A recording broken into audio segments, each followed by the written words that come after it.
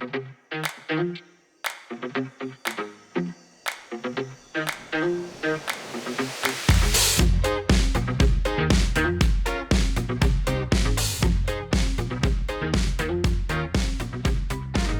to the Unnamed podcast. My name is Nick Holmes. I'm here today with Reagan Wise. What's going on, guys? And guess what? We still don't have the name of this podcast.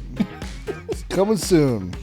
So we are here today with Riz, who is not only a realtor, but also has a large networking group for Tampa Bay, right? Yep, that's right. So what's the name of the networking group? It's called the Bay Network. The Bay Network. It's called the Bay Network. Awesome. How many members do you think you have? So right now we're up to 13 members. Okay. And continually growing. That's awesome, huh? Yeah. So how long has it been around now? So we're going on our 6th month. So we've been running for 6 months now. And it's been a ton of fun. We really enjoyed having you out the past week. I appreciate that. You actually inspired a couple of our members to start doing the videos and stuff, right. which was awesome to see. Good. So yeah, it's been really fun. Well, we just happen to have a production studio. Yeah. If anybody needs any video, we can always go ahead and plug that in. But yeah, that's awesome. So how'd that get started? I mean, do you guys have a smaller group that kind of was like a core group that started things, or you just start bringing people in, or how'd that work out? Yeah, so there was definitely a core group. We actually, through a couple of local friends and neighbors who had just recently started in their own businesses, one specifically being an IT company, one being a plumber, another friend being the owner of an AC company. We just got our heads together and realized that we needed to expand our network for ourselves personally and for our business, and we just went and got it done. Jumped in, huh? Yeah, we just But why? What was the trigger? Like we need to create our own network. There's a million networks all around me. Like, what was the trigger that just said it's time to go all in? Yeah, so I think so. I've had past experience from other established networking groups, a lot of the bigger names out there, and I think for us it was really understanding that we needed to integrate more of the local small business owners and be able to brand some of the events that we'd like to coordinate with them. And we knew we wouldn't be able to do that with some of the larger brand names out there. We would never fully have ownership over that to establish these connections that we wanted to make.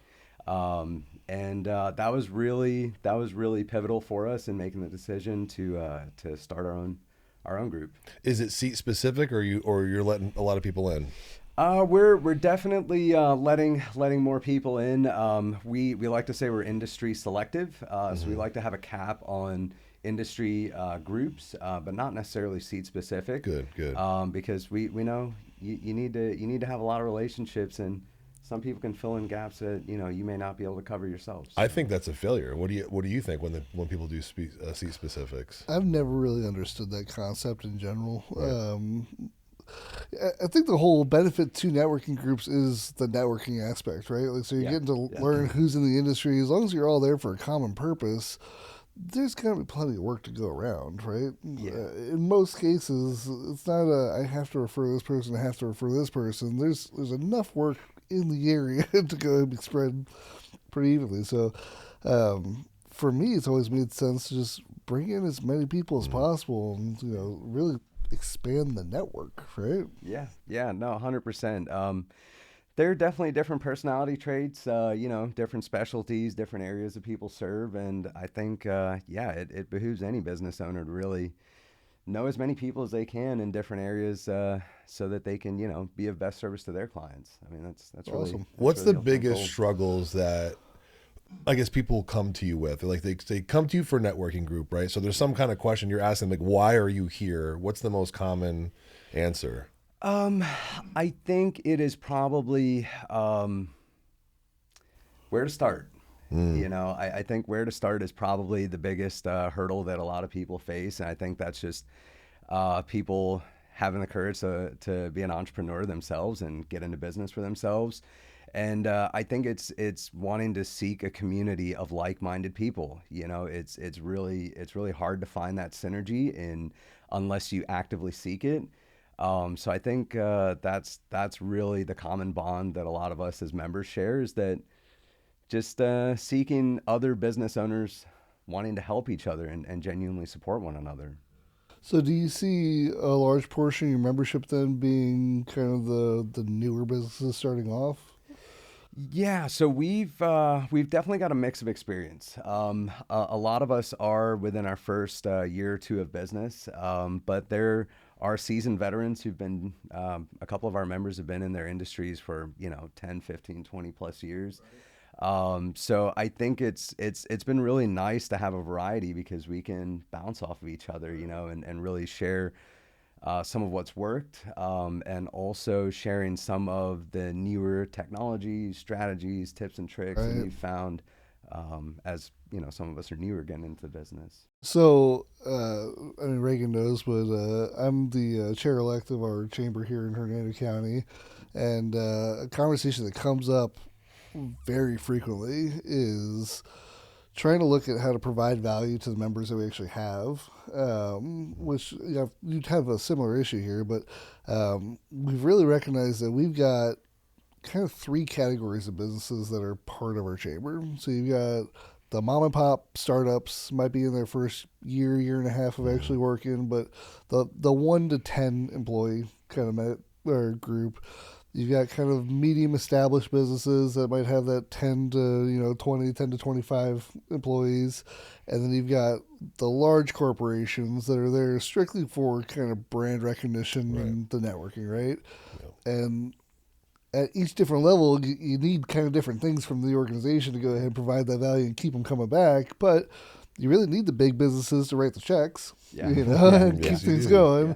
And then your membership drive and your ambassadorship is really the small businesses, right? The people that are out there constantly trying to network as much as possible. So Yeah. I think it's imperative that the larger businesses, I think a leader, so you, the leader of the group, director of the group, if you will, needs to talk to those older business owners or the established ones and say, listen, we need your mentorship. More than anything, we need your mentorship. Yeah. So if you have those individuals that are willing to come in there and do that, that's priceless. But it's hard to find those guys because they're busy and they're running companies. They're So- established. Exactly, they're established, and like those aren't the guys that are going to get really anything out of hey, this is how you market a business, don't- this is the trainings that we do, and this is they're already there. They don't right? need it. So No. They don't need it. 100%. So it's hard to find that person with that mindset that's willing to help. That's actually one of the reasons why I want to use the word successful, because we're willing to help and train people. And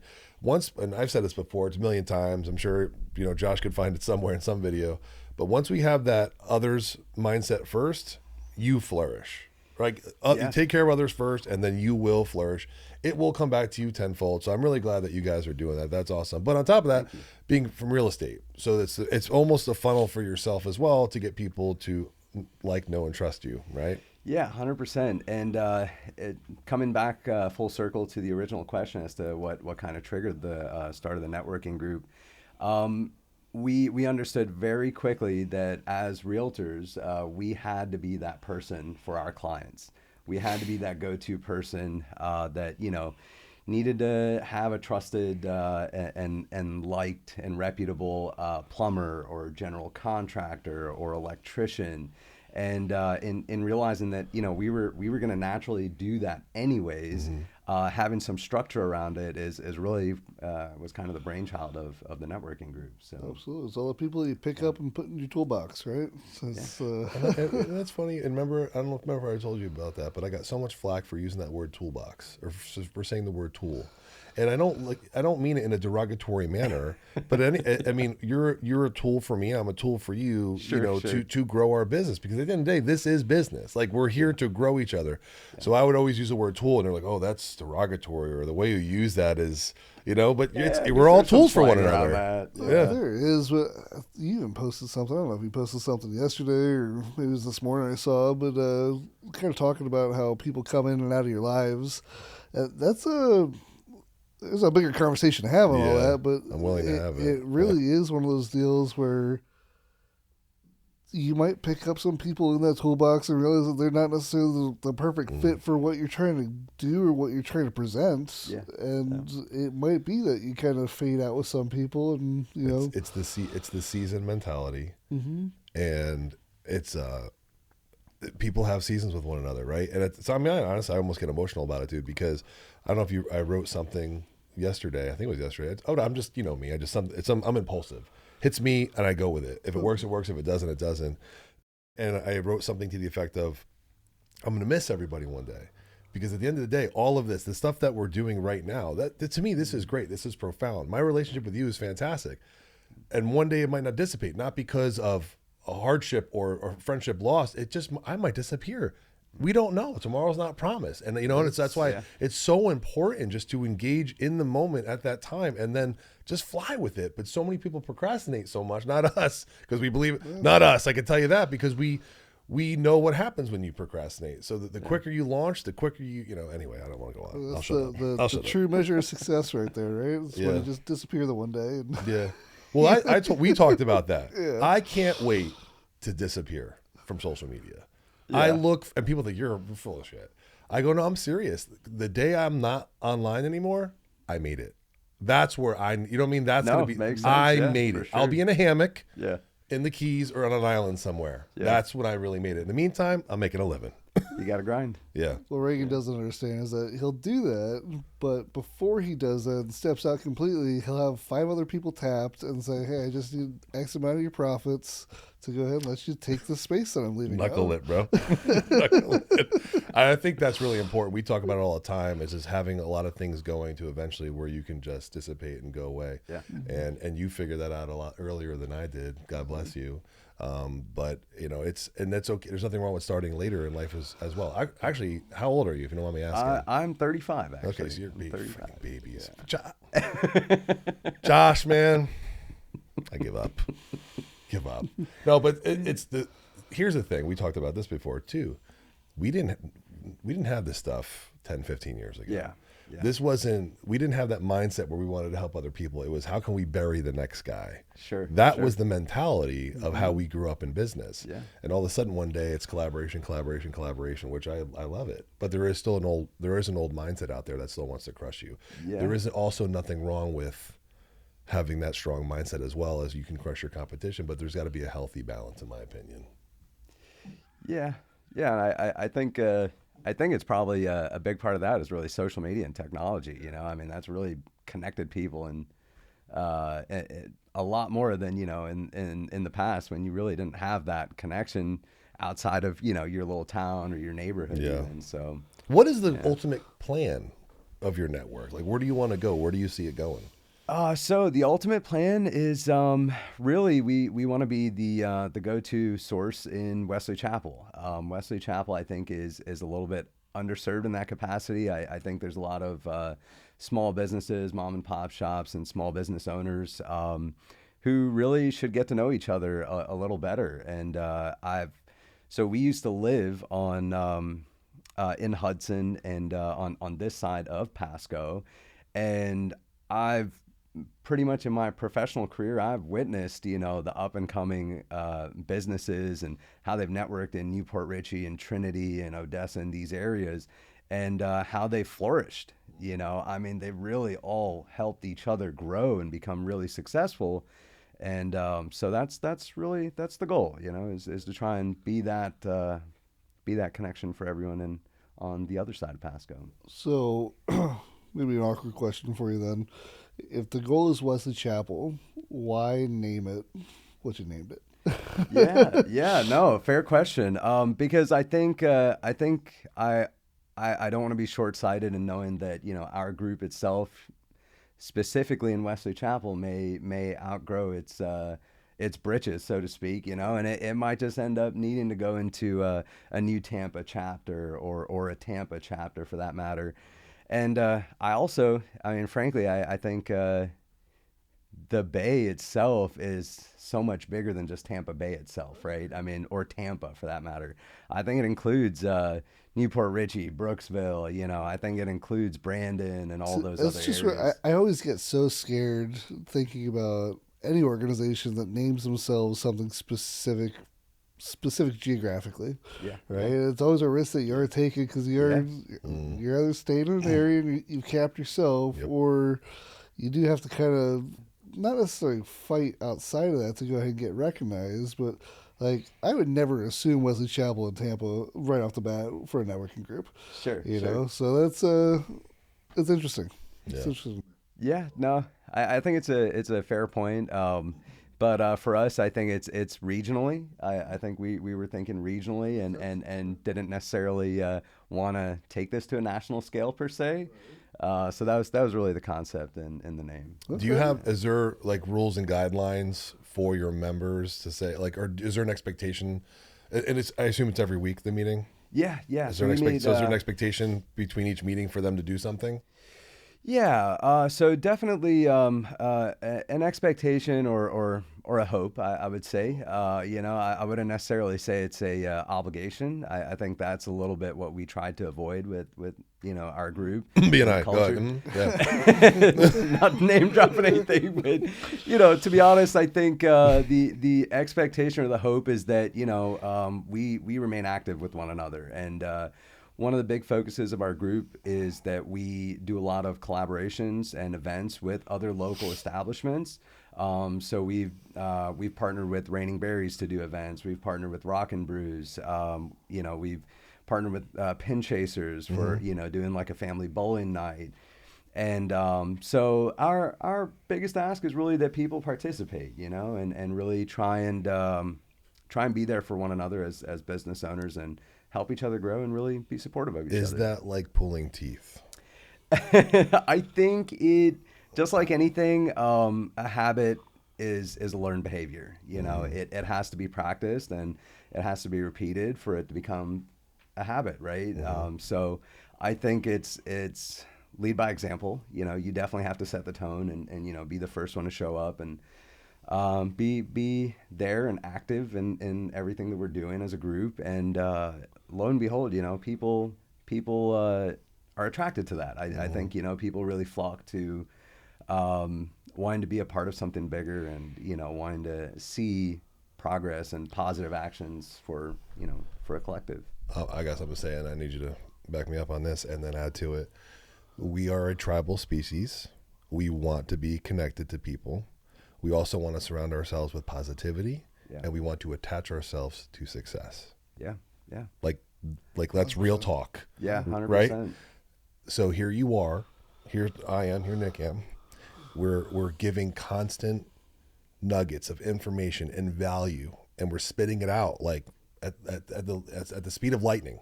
Yeah. And you give and you give and you give and you give, and they can't consume, or they don't know how to take it in, or they don't know what to do with it.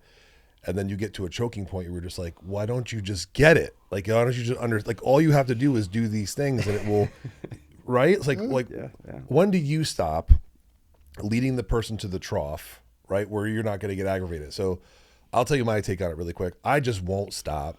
I'm going to keep putting it out there because it's going to be the next person. But what aggravates me, Nick, and like I've told you this before, economic development in Pasco County, right? So I get to speak at this event every year. It's been absolutely fantastic. And I go in the room and I do my spiel and I'm looking in the audience and I see the same 10. And I'm like, what the hell? Why are you still here? You've been told what to do multiple times, but you're still paying this ticket to come and hear the same thing again. What's your thought process on that and why people just can't implement? I don't know that it's I can't implement. I think so.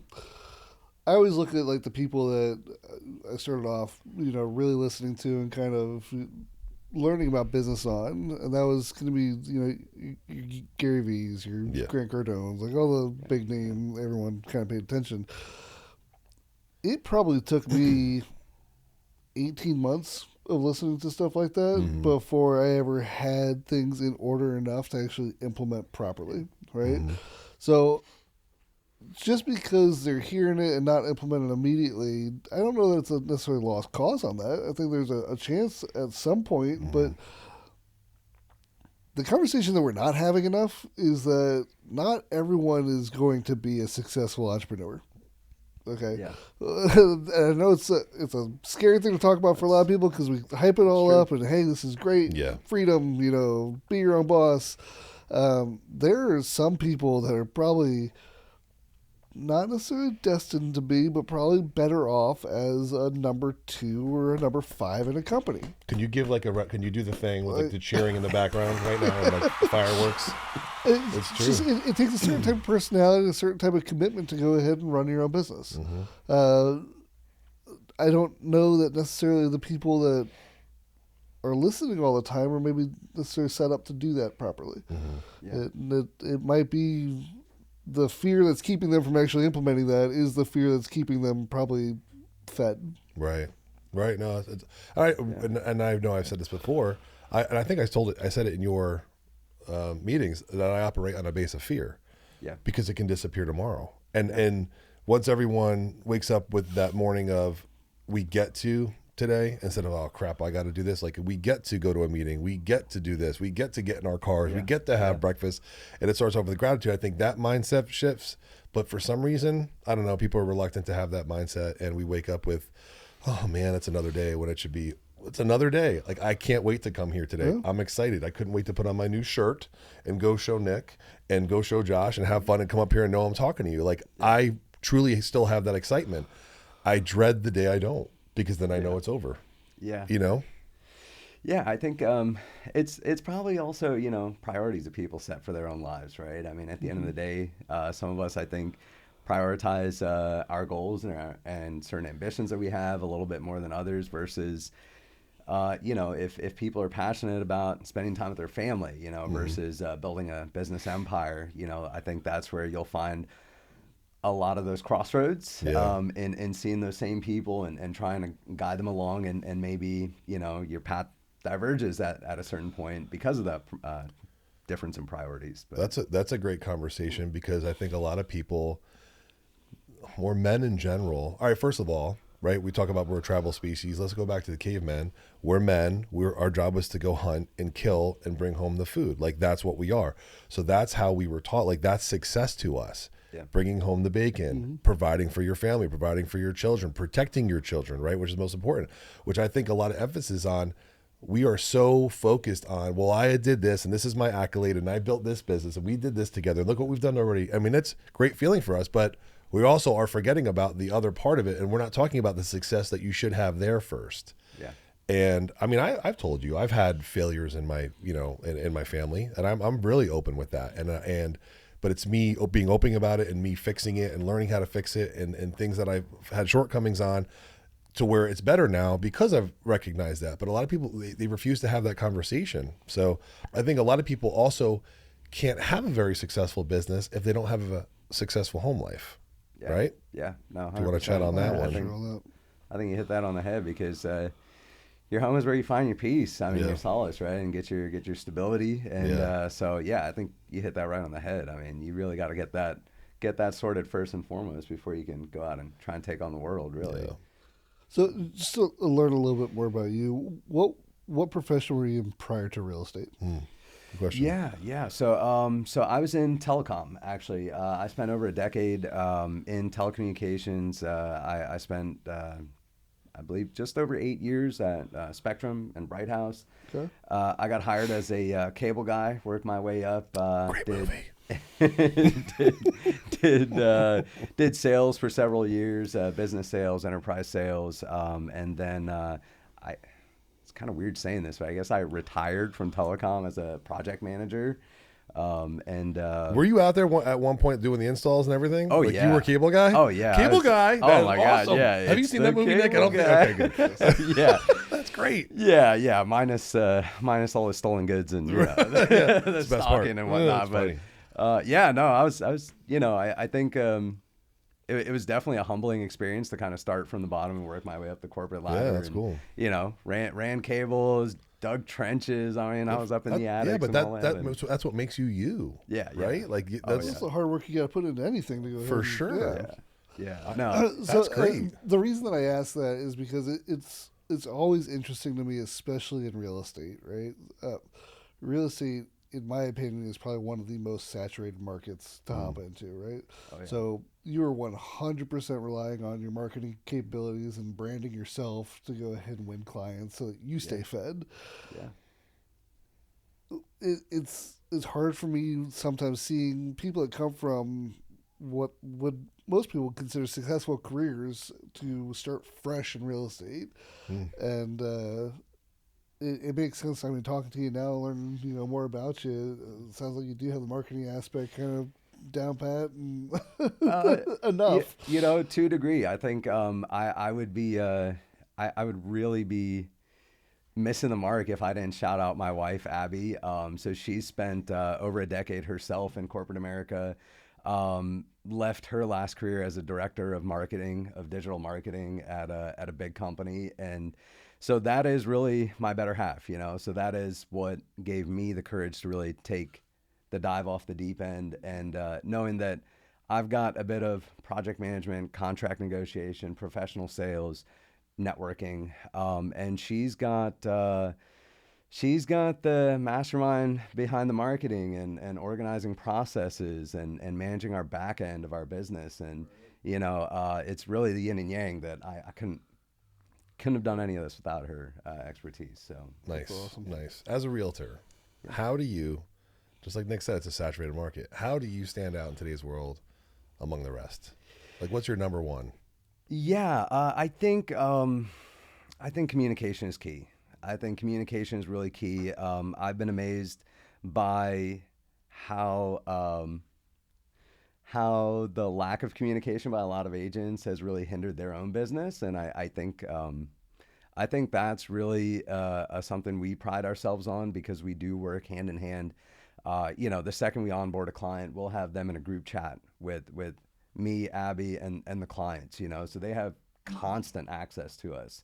If anything comes up, goes sideways, they can shoot us a text, give us a call, and reach either one of us. And either one of us will have access to where they're the state of their transactions at. So yeah, I would say communication's huge. And other than that, I really I think community involvement is really really key. Kind of going back to the Bay Network, it's really getting involved in knowing our local community and the neighborhoods and the businesses, our favorite restaurants and places you can get marketing done, or contractors that you can trust. That's local. We don't want to send that business to some big corporation outside of town that's got its headquarters in New York or whatever it may be. So yeah, I'd say those are probably the What do you think main it should be, things. Nick? Like if you're a realtor in today's world, what should their focus be to bring attention to them? I think it's two different options in that, right? So if you prefer to be a buyer's agent, I think you approach it completely different than if you're a seller's agent. Mm. Um, I think that comes down to personality mainly. And I'm not a realtor, so I can't necessarily speak to it, but Right. I would assume that if you're the buyer's agent, you're going to want to be kind of like the more golden retriever type personality, right? You want to constantly please, constantly Right. go out, find the next thing. Um, I think at any point in time, people are looking. We say it all the time: people buy people, right? So they're looking for the people that want to be the industry experts. Yep. So if we're dealing with someone who's hyper local, or hey, I really know about Newport Richie, really know about Wesley Chapel, perfect. Or another niche, I really know about properties, 750,000 plus. Like I think whatever you do, you need to pick something in there to kind of be the industry expert of, and grow your niche off that. Yeah, Yeah. I agree. Yeah, for sure. And then as for what you were saying, that just to touch on it a little bit more, every realtor needs to be the liaison of every community that they're going to sell in. So if you're gonna sell Hyde Park, you better know Hyde Park. Yeah. I mean, at the end of the day, you being the Tampa Bay Network, you better know Tampa Bay, right? That's like right. you've already put yourself in that realm, so you better know every restaurant. So if someone comes off the cuff and says, "What's the best steak in Tampa Bay?" You got to know it's this, that, and the other, Yeah. right? Oh, Or yeah. fish, or who's the best charter, who's the best school, where's the best this, Yeah. and a lot of realtors just focus on there's my 4-3-2-2 and big backyard, and that's it, when they Yeah. need to be focusing around the radius of their community. But Yeah. I guess they'll learn sooner or later. I don't know when, but we'll see it sooner or later. Yeah. There Yeah. are some people that actually go out there and try to sell the community. I've seen like 2 or 3 people here, even on a local level, but I think it just needs to be more of that. But it's odd because you say it and you put it out there and no one still grasp it, and then they say they don't have the time, when in fact you probably have all the time in the world. So anyway, my take. Comes back to priorities, right? Right. What you prioritize your time for. That's it. I think it's a big part of everything. Yesterday I met with Kim Pye's people, and I can't, like, several people were like, oh, it's time. And I just, it was that moment where you just want to shake them. Like, what do you mean you don't have the time? Making a video or talking about what you're doing every day is no different now than brushing your teeth. It's something that you have to do every single day. If we don't do it, if Nick and I went cold turkey and stopped making videos right now, people will be like, what the hell happened? Something's wrong. It's no different than you guys. You got to talk about your network every day. I see your wife and how she's taking the strategic pictures on the cinematic, and she's really close on. I see it all, but it's it's got to be daily, and it gets exhausting for people. But all you got to do is put an hour or two of your time a day away, make the content like we're doing here right now, and then get it out. Yeah. Flip side of that, I mean, work an extra 20 hours a week, a little bit harder for a couple weeks. Hire somebody to follow you around and do all the video. Yes, that's a lovely idea. No, it's just there's ways around all that. Like, I know for me personally, for me to go ahead and be the guy to remember to take out the phone and do all this stuff while I'm in the middle of a transaction, like, I'm horrible at that. That's why we had to find other ways to go ahead and make sure the content was constantly being made on the back end for me. It will be the norm, like we talked about. It is inevitable that it will be a part of everyone's budget in the future that there'll be a videographer on staff. Yeah. That takes you through the day. I believe that. And how do you not? And because people gravitate that stuff, you put on YouTube, whatever, and then it's going to even take further, because I had this thing I was driving the other day, and I look at, like, Tech Magazine but online, whatever, and you know how you have the Vision Pro now, and so now we're being ingrained in doctrine, like that's going to be the future. Well, pretty soon this sounds nuts. It's like this is that Kanye moment where people think I'm crazy, but 10-15 years, our windshields on our vehicles will be a Vision Pro, where you're driving down the road and there will be a split screen where where your passenger can watch what the hell's going on and work, and then the driver will see if a car's coming. It will give you a time frame, a radius. You're going to get an accident because this car's coming. All of that's coming. It's coming. Look it up. Our fighter jets have had that for 20 years. Correct. Like anticipation of arrival, but it's all coming to here. But all this stuff exists right now. They can't give it to us right now because it's too much for us to input at one time. So here's a Vision Pro, and by the way, here's the future. Yeah, it's coming. We got to adapt. I love the fact that technology is always adapting to something. So somebody posted the other day about how they chose the wrong industry or something like that, and how that was all going away, and it's not right. I saw Michelle. Okay, okay. It's one of those things where, as long as you figure out how to stay relevant, stay ahead, you're never gonna be phased out of anything. Like, they're doing so much stuff, even on the title search type side, right? So they've got all AI title searching now, which is great. And I mean, I invested into a local company, Doma. I don't know if you guys know about any of their stuff. They were one of the first people really to start implementing a lot of the AI size searches, and they had, like, next day title search releases, which is pretty cool. But you're always going to see advancements in markets that way. You just need to figure out how to leverage them for your benefit. Right. Yeah. If that's something 100%. that's going to be happening and it seems like it's a good idea, it's going to go ahead and take hold, then perfect. Let's figure out how to integrate that into what we're doing today. Yeah. So that I free up more time. I agree. Yeah. I think there's two ways of this, right? So all this technology is great, which we talked about all the time, and but also I think it dumbs you down to the point, because I think people become too reliant on it, and then it devalues who we are as humans. And I think the next generation is really going to get hit with that, especially Gen Z. I mean, we grew up and it was, hey, mom, dad, how do I get this information? It was go to the encyclopedia, go to the library. Yeah. There's an index card, right? Card catalog, all that stuff. And now it's Alexa. What does this mean? Right. So that extra effort is no longer there. But what I'm getting at is, and I think you just want to throw this out there for your group, because I do it. I think there should be days where you just talk about creative writing, and you have your group talk about the next guy, and vice versa, like this, and you creative write about the other person's company. Yeah. Because creative writing is going to be a thing of the past, to where people are just literally relying on artificial intelligence to write their posts for them. And then now, think about it. Because all of a sudden, we have a lot of profound friends now because they're just copying their AI and posting it on there. But if you can't articulate truly what that next person does or what you do because you're relying on AI so much, how's that sales call going to go for you when you really don't talk like that? Yeah. People are going to see through the bullshit. Yeah.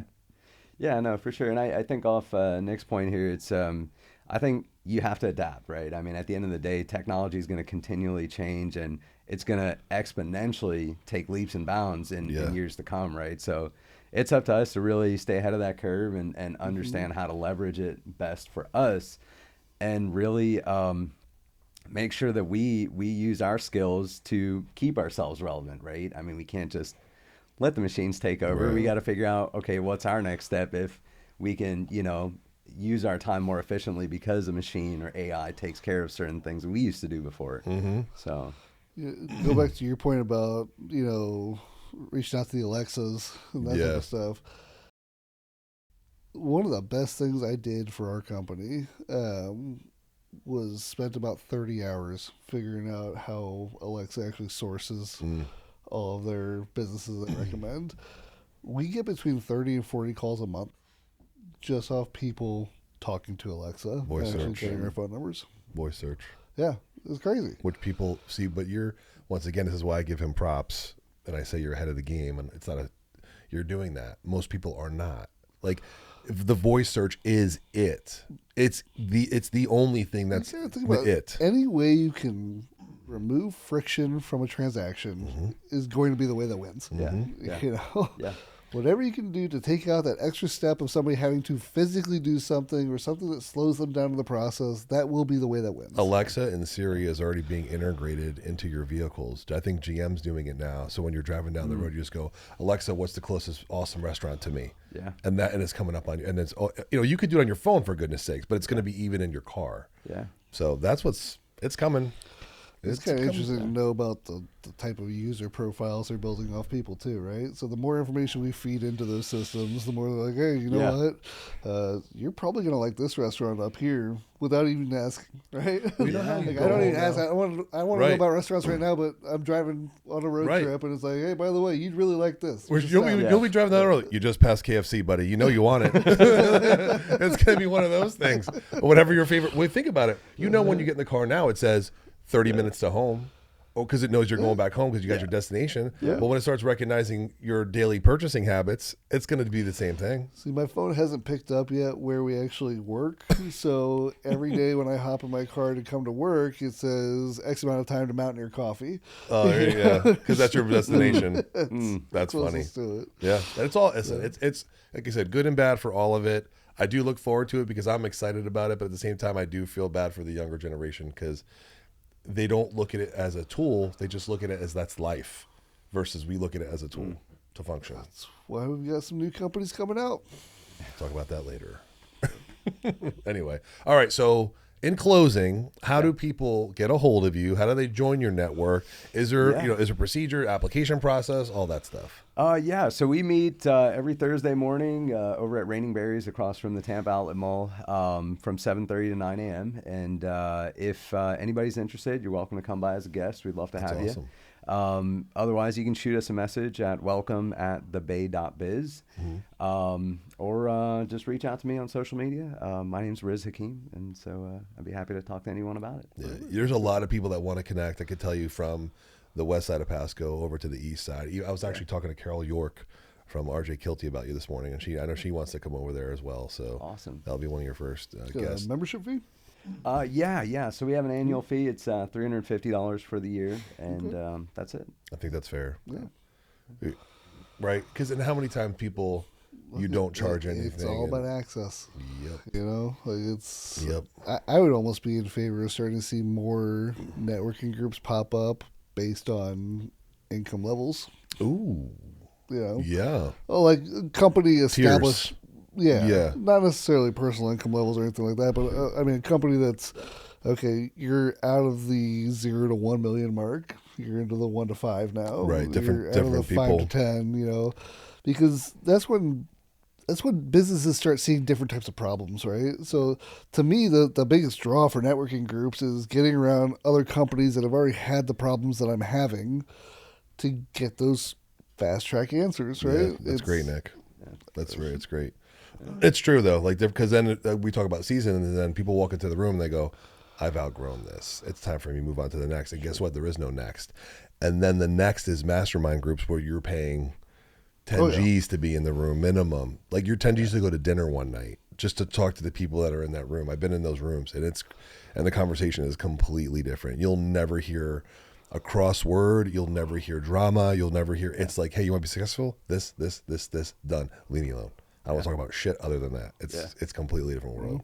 When in the beginning, it's like, oh, well, I had to deal with Susie coming in late. It's just completely different conversation. Anyway, the Unnamed podcast. We're done. We need to have a name sometime soon.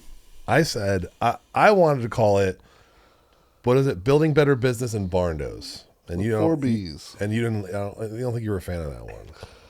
I think it's long. Well, we just call it 4B, but then we know why he doesn't want that.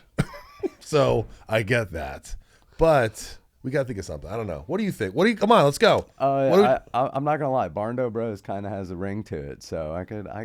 Is it too country? It sounds catchy. Barndo Bros. Barndo Bros in business. Well, and that's the hard thing too. Is like we got to incorporate everything's business. in a name, right? So I don't think since we've started doing the Unnamed podcast, we've talked about Barndos at all. I know. You know? We are building them though. We're building them. Stay tuned. But there is. YouTube. You're right. You're right. It is a true cross mix of what we talk. People want to know what we do, but we don't really talk about. We talk about it in our other videos. We don't talk about it here. It is really more just business oriented here than anything. But we are known as this. Yeah. So does it even need? It's a great conversation. Does it need to be in the name? Does it need to be in? Does Barndo need to be in the name? I don't know that it necessarily does. And I feel like when you're talking about a name, it's what people are going to be searching for, right? So assume nobody has any concept of who we are at all, and they have the name of the podcast. Are they going to click on that and start watching it for the content that we're actually putting out? Yeah, because if we name it Barndo Bros and you click in and it's us talking about to a guy business, about marketing and right? business, Like, what the stuff hell? Like that, it's like, it's true. And if you want our Barndo talk, you just go to our YouTube. Right. Oh, now we're. I know. I'm in a spot here. Everything's going in down a a name. rabbit hole right there. It's true though. Yeah. But I mean, we're known as that. We walk around town. They're like, "Oh, you're the Barndo guys." Like that's how we're. But it's like, but that's not. That's what this is for. I don't know. We'll call it the Black Room. In the black. We'll have to revisit that. To be continued. In the dark. I don't know. I love this room though. It's really dark. I don't anything like that. You know what's funny? Tyler Hardigan was but actually with me, we were gonna do, but this is not. We were gonna do Voices in the Dark. Because of how, and that conversation was going to be deep conversation because when we're up at 3 a.m. or 2 a.m. because we got all this stuff going on, it's like the voices in the dark and what are you dealing with at night, and we were going to bring in and get in the like this is too light for that. Like I want to have lighter conversation. One here. app that came out, I don't know if it still even exists. Clubhouse. That's Why do I know what that is? What is that? It was the one where it was strictly voice. It was everyone, like, you could hop into a huge room where there's like People were 5 just people talking? speaking. Yeah. What happened to that? Is it still around?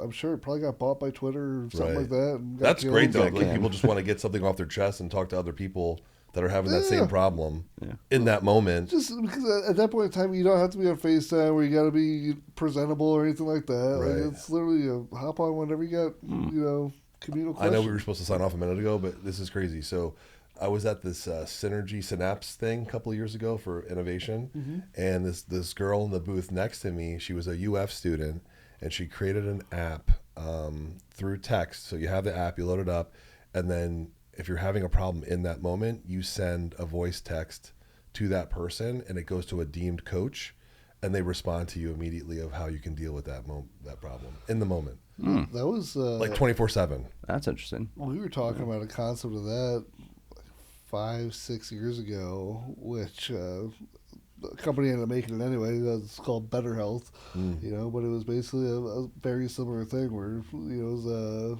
like a therapy session. You go ahead and kick it in. You got a subscription to it. Yeah. And any therapist picks it up and kind of brings you on it. And I think that's much needed, especially for mental health in today's world. Oh, yeah. But if you think about it specifically just for business, and if you're having that problem that early in the morning, and let's say you got a million realtors and there are contractors, and hey, how would you guys deal with this? And because I can't friggin' sleep, and then you look at the attention that how many people want attention, on their Facebook pages or the insomnia group or this. I'm like, oh my gosh, like I really I went down a rabbit hole one night. I couldn't sleep.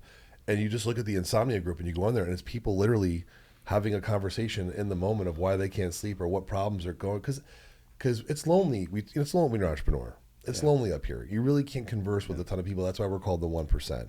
And even though if you don't have the 1% pocketbook or wallet, 1% is a mindset as well, right? Yeah. So it's hard to talk to those certain people. Anyway, back to that. Like I wonder if we got to figure out the podcast thing, but it's something just based on a name, but it's got to be business focused or I don't know.